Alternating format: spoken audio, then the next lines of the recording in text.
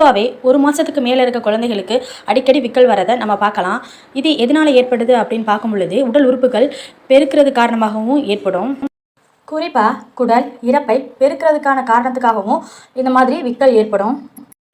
அது மட்டும் இல்லாமல் குழந்தை தேவைக்கு அதிகமான பால் குடிச்சிட்டாலோ இல்லை பால் குடிக்கும்போது காற்றையும் சேர்த்து குடிச்சிட்டாலோ இந்த மாதிரியான விக்கல் ஏற்படும்.